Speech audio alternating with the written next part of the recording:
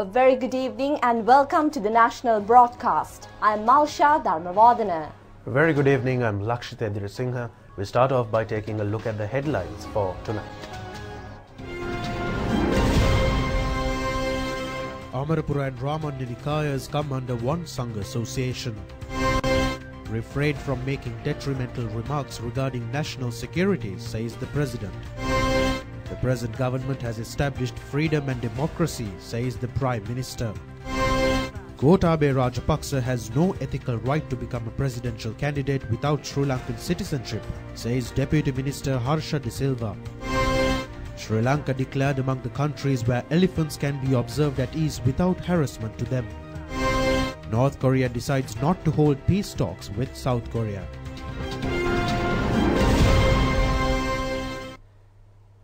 On to those and other stories in detail now, starting with your local stories. The Sri Lanka Amarapura Mahanikaya and Sri Lanka Ramanya Mahanikaya was merged into a single entity as Sri Lanka Amarapura Ramanya Samagri Mahasangha Sabha at the ceremony conducted today. The inaugural ceremony of this amalgamation was held at Sri Lanka Foundation Institute. The ceremony was conducted under the joint patronage of the Most Venerable Mahanayaka Agamaha Pandita Kotugoda Dhammavasa Thera of the Sri Lanka Amarapura Mahanikaya and the Most Venerable Mahanayaka Agamaha Pandita Napane Premasiri Thera of the Sri Lanka Ramanya Nikaya.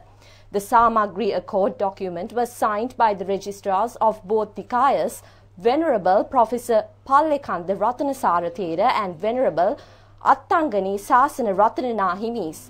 After signing of the documentation thereafter, this lately amalgamation Nikaya was functioned as the Sri Lanka Amarapura Ramanya Samagri Mahasangha Sabha.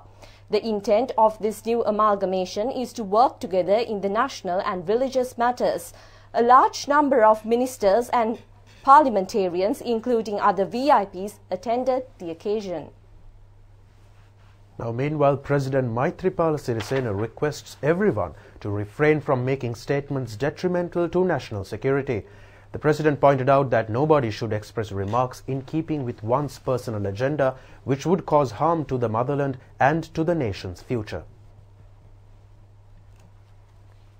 President Maithripala Sirisena said that it is an excellent effort that the three forces, the Police Intelligence Division and all other institutions exerted to suppress the terrorists involved in the April 21st blast by controlling them and arresting them. In the past years, a number of incidents similar to the April 21st incident has occurred in many countries in the world. This trend is continuing even now. However, even countries in Europe were able to overcome the conditions that arose after such incidents and normalize the situation like Sri Lanka achieved at such short time. The honor and respect of the whole nation is bestowed on the tri-forces and the police.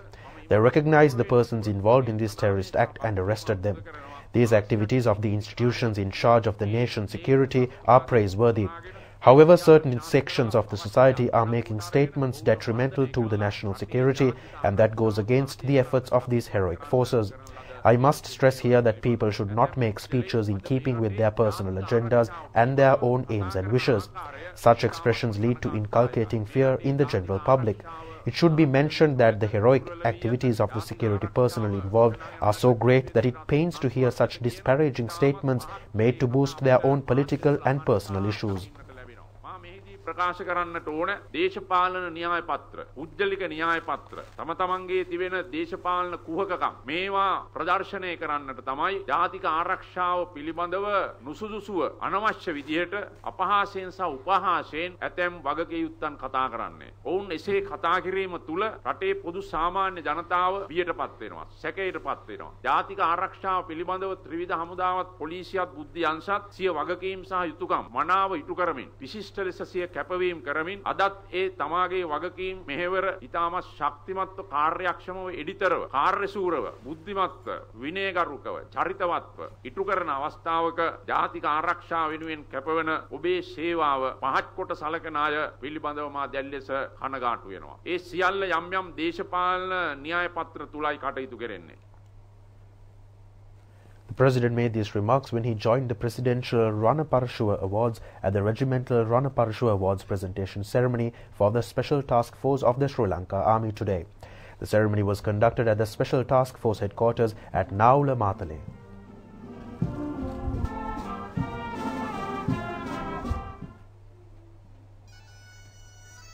The President played floral tributes to the War Heroes Memorial in the premises of the Special Task Force headquarters at Naula. Subsequently, the President was awarded a special salute parade. The Ranaparashua Awards, symbolizing the traditional heroism, were presented by the President for the first time in the history.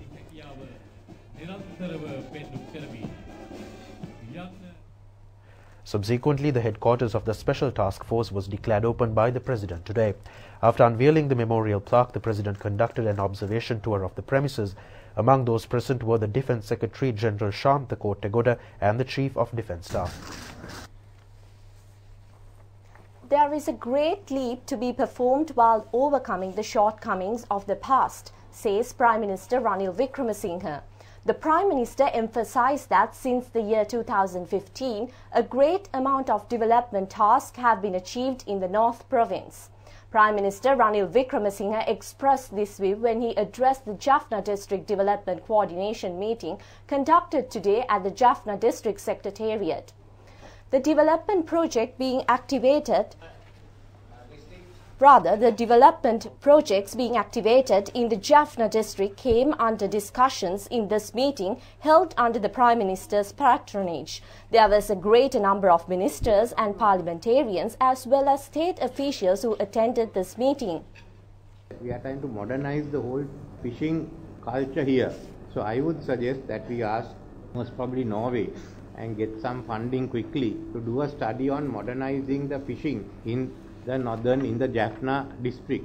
2017, NARA has done a comprehensive study on this, and that only needs to be updated. Even inland fishing like blue crab and prawns, different types of prawn, all the way up to Mullaitivu, where the prawn farmings can be, and all that been earmarked by the NARA extensive study. I think what we need is to upgrade that now. Road sector development that are under rehabilitation and the I-Road project are also due to commence on the 24th. On the I-Road, Jaffna has 5 packages covering 128 roads with a distance of 273 kilometers. So that's of which we have awarded 2 packages. There are 3 more packages to be awarded. I think that's the main one that is coming along. The bank funded one hasn't come up to Cabinet yet, to my knowledge also. There may be talks among the Treasury and the Highways Ministry, but certainly the I-Roads is on. What about the resettlement? How many have been resettled? I am told that 34,000 families have been resettled and 7,500 families have to be resettled. Is that correct? Yes, sir. Yes, sir. That's correct. Yes, sir. What are the lands to be released and what is the lands to be kept?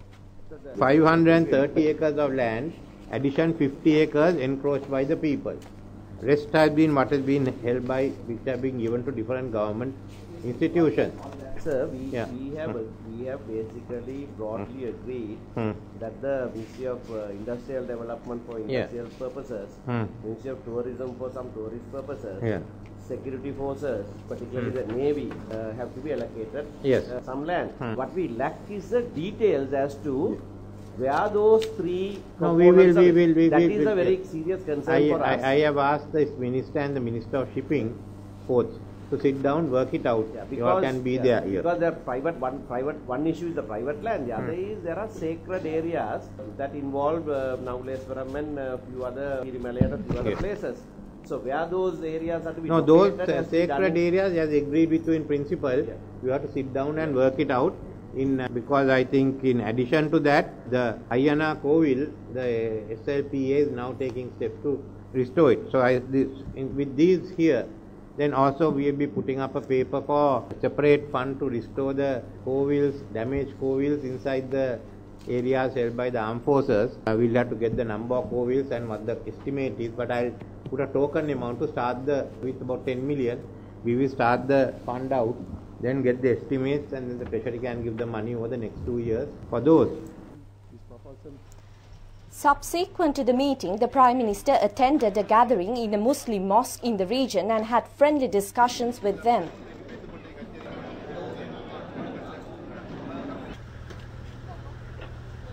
The Prime Minister vested with people 15 houses constructed in the Karavedi area. The total money spent on the project was 1.5 billion rupees.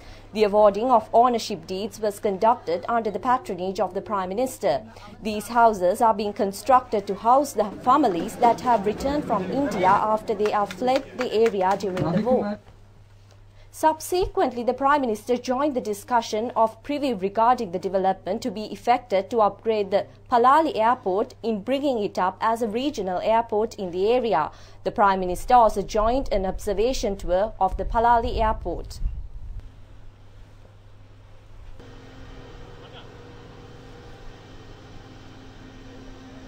In the afternoon today, the Prime Minister joined in the observation tour conducted in the cultural centre being constructed in Jaffna under the Indian aid. This cultural centre would provide lodging facilities to artists while it provides modern facilities into auditoriums and facilities for establishing a library. This centre is expected to be vested with the people in mid-2020. Spreading the canard that Buddhism is being depreciated under the present government, our opponents are distorting the facts to change the public opinion and gain politically, states Minister Sajith Premadasa. He stated that his intent is to create a developed country. The minister made this declaration when he attended the ceremony to vest with the students the Sri Sadaham Dhamma School building at the Sri Vanasevana Sadaham Vihara at Maligavatta Gampaha. The total amount of money allocated from the Central Cultural Fund is 4 million rupees. This building was constructed as a part of the Sisu Dham Sevana program.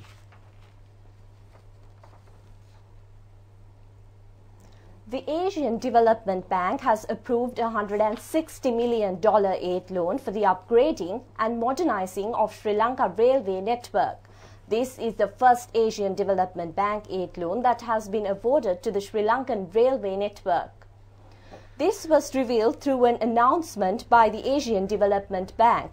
The monies are to be utilized for the development of the operations, maintenance, security, vocational and skills development and technical capacity upgrading programs of the Sri Lanka Railways. It is also expected to introduce modern systems such as smart card ticketing system, and as such, among the proposed program that would initiate through these aid loans are a new operational headquarters and a railway control headquarters. The total money estimated to be spent on this upgrading program are amounting to $192 million. $32 million are to be allocated by Sri Lankan government. The railway modernizing project is expected to be completed end of the year 2024. It is calculated the annual capacity of train travellers in Sri Lanka 136 million passengers. The Sri Lankan population is expected to reach 25 million persons by the year 2050. The main intent of the upgrading development program is to improve the services to match the increasing population. The United States of America says they would continue to work with Sri Lanka to foster long-term growth and shared prosperity of both countries. This was stated by U.S. Ambassador in Colombo, Lena Teplitz, delivering the keynote speech at the annual general meeting of the American Chamber of Commerce yesterday. One of my goals is to advance an agenda of economic prosperity for the United States and for Sri Lanka. My team is constantly looking for new opportunities and new ways to connect American businesses with Sri Lankan partners and to support an open, fair, and reciprocal economic environment that welcomes foreign investment. We want a win-win environment that's going to benefit both of our countries. And to do that, we know that we must listen to the business community, to take on your concerns, and to work with the Sri Lankan government on solutions that work. Sri Lanka, since independence, the United States has furnished over $1 billion in grants and direct development assistance. So over the last 70 years, $1 billion in assistance, not a single dollar given as a loan. And we continue to work to foster long-term growth and shared prosperity for both of our countries. And in some cases, these programs have been the subject of misinformation or disinformation in the media. But I want to make sure that you have the facts. And these programs, I think, do showcase the government's approach, the U.S. government's approach to achieving the kind of growth I was talking about: free, fair, open, reciprocal, transparent.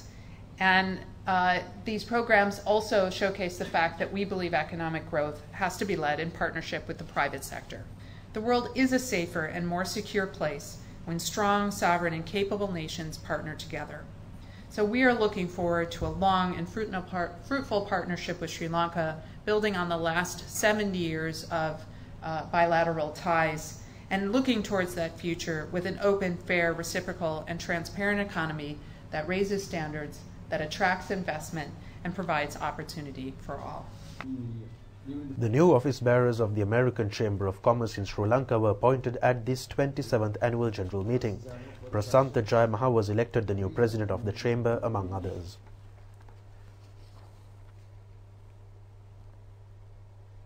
The High Commissioner of Pakistan, Major General retired Dr. Shahid Ahmad Hashmat, called on Sri Lankan Foreign Minister Tilak Marapana at the Ministry of Foreign Affairs. This meeting happened recently where the Pakistan High Commissioner explained in detail the present situation in Jammu and Kashmir regions. The High Commissioner went on to explain the action taken by India in a bid to change international recognized dispute status of the state of Jammu and Kashmir. The second in command of the National Tawhid Jamaat organization was arrested in the Ampara area today. He is the son of Naufar Maulavi. This was revealed by police media spokesman SP Ruwan Gunasekara at a press briefing.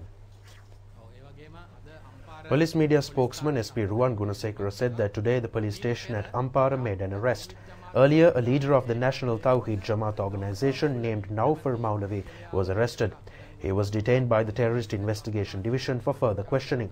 Today, his son was also arrested by the Ampara police officers on a tip-off by the State Intelligence Service officials. His name is Mohammad Naufar Abdullah, and the name given to him by the terrorist group was Abu Hamza. He has also participated in the training in the Nuwara area and is 16 years old. The media spokesman also revealed that 5 persons have been arrested in connection with the assassination that occurred in the Grand Pass area. Police media spokesman further said on a tip-off received by the STF, arrested in the Vattala area were 5 persons said to be involved in the assault in the Hunupeti area. They were arrested while they were trying to evade arrest by escaping in a 3-wheeler. They have revealed the place where knives were hidden, and further investigations are being conducted. To contest presidential election without obtaining citizenship of this country, Gotabaya Rajapaksa has no ethical rights, says non-cabinet minister Dr. Harsha Da Silva. He made this declaration addressing a ceremony in Colombo. Minister Dr. Harsha Da Silva said that certain persons who have obtained citizenship of other countries dumping Sri Lankan citizenship into a waste basket. Yet again, some have changed their said dual citizenship and claiming to take the Sri Lankan citizenship back. If they have the citizenship in Sri Lanka as they claim, it should be shown publicly to prove it. Anybody becoming the president of this country must prove to be the citizen of this country. There is an ethical problem here more than a legal problem. If President Maithripala Sirisena is willing to contest in the coming presidential election as a candidate, the Sri Lanka Freedom Party is ready to provide him the strength, says the SLFP General Secretary Parliamentarian Dayasiri Jayasekara. He said this after a media briefing conducted regarding the annual party convention to be held on the 3rd of September. SLFP General Secretary Parliamentarian Dayasiri Jayasekara said that the honour dawns on the leaders once they form into alliances when they declare the candidates. No such discussions have occurred so far. There is regret for situations as such and hopes the proper thing will occur in the future because a candidate's name will not be revealed before the alliances are made. Despite this tradition, some people expect to reveal the name of the candidate prior to the alliances being established. The party should be strengthened prior to these efforts. The parliamentary team of the SLFP has suggested to the President that the party is ready to strengthen his candidature if the President agrees even from tomorrow. 5,000 new teachers will be inducted into the program that certifies 13-year educational program, says the Education Minister Akilaviraj Karyavasam. That the necessary financial requirements have been allocated was informed by the Secretary of Ministry of Finance. This was revealed today by Education Minister joining an inauguration ceremony to distribute textbooks for the next year issued with charge of free. Inaugural ceremony to distribute textbooks for all government schools and Pirivenas for coming year was conducted at Store Complex of the Educational Publication Department at Pitipane, Homagama. The Education Minister had instructed the Publication Department that the school books for the school children and the guidance books for teachers should be ready to be distributed before the school holidays for the final term. 443 school categories are among them, along with 54 categories of books for the Pirivenas. The textbooks have been printed in all 3 languages in keeping with respective grades. The total money spent on the program was over 4,000 billion rupees. In more local stories, President Maithripala Sirisena vested with the police officers 2 official residential complexes costing 757 million rupees for construction. The President first declared open an official residential complex consisting 60 houses for police officers in the coastal areas.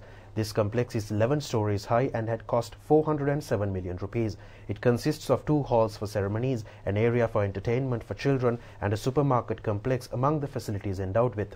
Symbolizing the event, the President planted a mee sapling in the premises.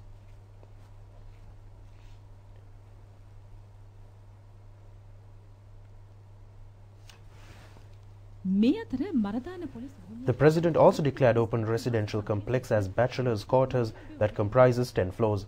The total money spent on this complex is 350 million rupees. It can house 1,174 office personnel. The complex includes a restaurant, sanitary facilities and a number of other infrastructure facilities. Among the large number of crowds present were the acting IGP SD Chandana Vikramaratne and Defence Secretary General Shantha Kottegoda.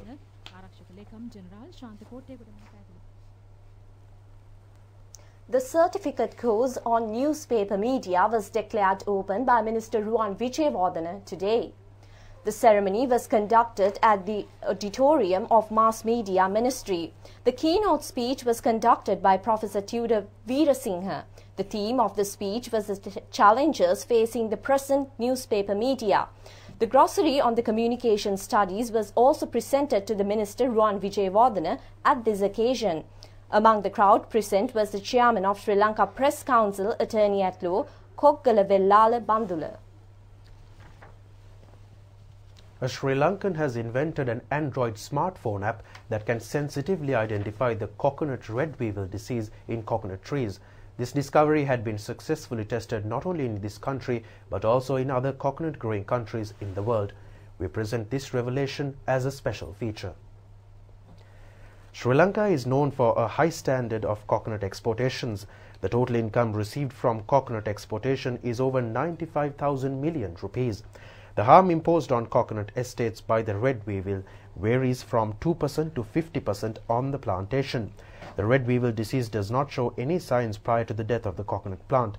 The app named Palmia Sensing Red Palm Weevil Detector will show the interior of a coconut palm by isolating only the sounds inside the palm. This is the special feature of this detector. With the collaboration of Coconut Research Institute in Sri Lanka, it is a Sri Lankan engineer working with robot technology in the Imperial University, Hasitha Bandara. He was supported by a lecturer in the university, Dr. Krishantha Nanayakara.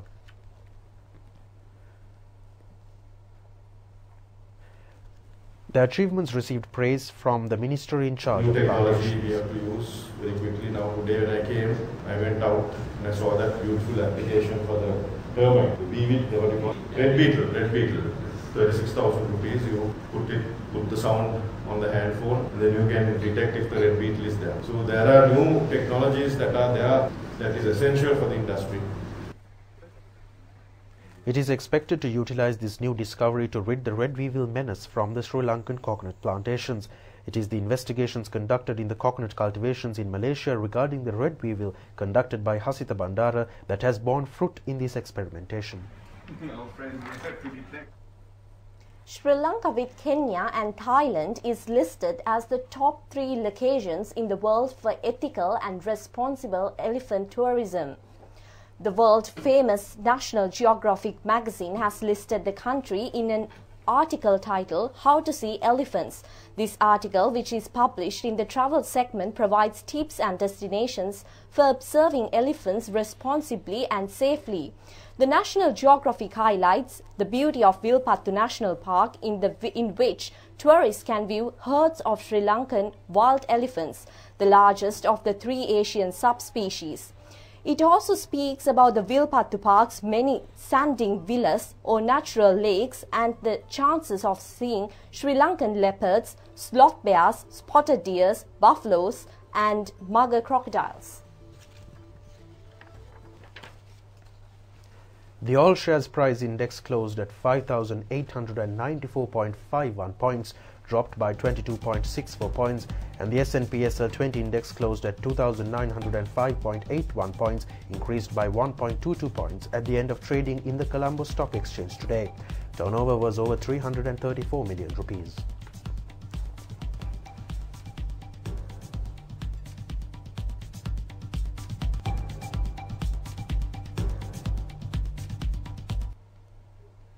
A quick check on the weather before we go. The Met Department says that general public is kindly requested to take adequate precautions to minimize damages caused by temporary localized strong winds and lightning, since the possibility for afternoon thunder showers is high, particularly in north, north-central and eastern provinces. Several spells of showers will occur in Sabaragamuwa, central, southern and western provinces. Showers or thunder showers will occur at several places elsewhere after 2 p.m. Showers can be expected in Jaffna and Mana districts during the morning as well. Fairly heavy falls above 50 milliliters are likely at some places in north, north-central provinces and in Trincomalee districts.